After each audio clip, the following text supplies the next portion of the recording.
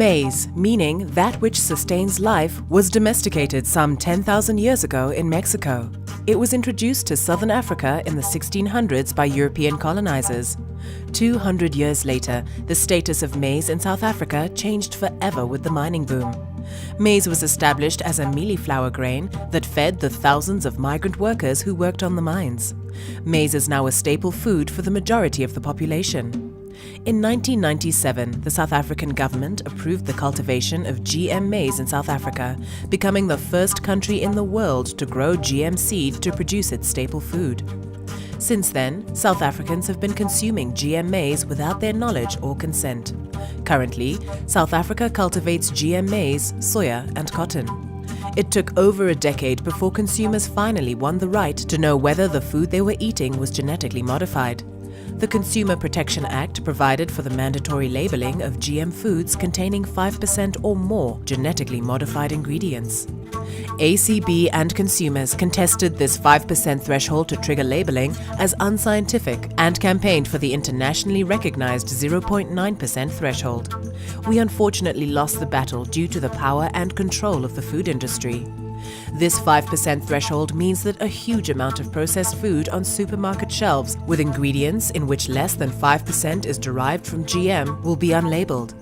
Nevertheless, consumers noticed that labeling on food products that are made up mostly of maize or soybean were conspicuously absent. ACB thus decided to submit food containing maize and soybeans for testing. The first shock came with the first batch of testing in 2012, revealing 77% GM maize in Nestlé's infant cereal. Not to be outdone, in 2013, Tiger Brand's Purity Baby's first maize cereal to contain 71% of GM maize. 2012 tests also revealed Pioneer Foods Pronutro to contain 90% GM maize and 71% GM soya and a whopping 100% GM maize in independent brand Future Life.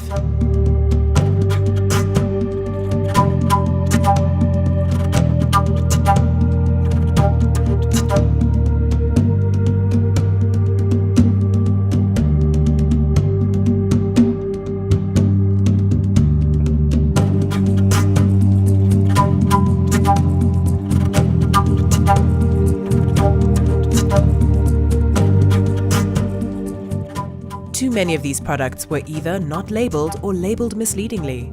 This sparked a flurry of complaints to food producers, government and the National Consumer Commission, and public-wide support of ACB petitions. Consumer activism supporting the ACB's campaigns started paying off and the victories started coming in. On the labeling front, producers caved in to consumers' right to know as labels slowly started appearing on food products. Although this labeling is still quite inconsistent in the use of language, Tiger Brands, for instance, insists on hiding behind the "may contain genetically modified" label despite their products containing ingredients derived from GMOs. Future Life went GM-free on the cereal shortly after the first test exposed them. They later introduced a non-GM bread. Babies and parents also scored a victory when Nestlé very quietly went GM-free for all its baby food.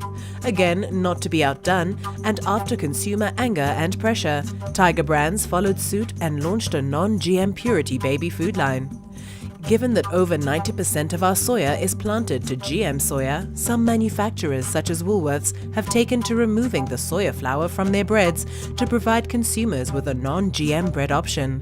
Once again, it is the poor who are denied the option for a non-GM alternative, as the poor do not shop at Woolworths. A small and hollow victory for more affluent consumers emerged when a non-GM maize finally arrived on the supermarket shelves. Sadly, the food fascism on the poor continues unabated, with the majority of the mealie meals sold to millions of consumers around South Africa being GM. South Africans are not given a true choice. But more than that, the GM-free maize that is being sold in South Africa all comes from highly industrialized farming systems that are embedded in the use of corporate seed, pesticides, and inorganic fertilizers.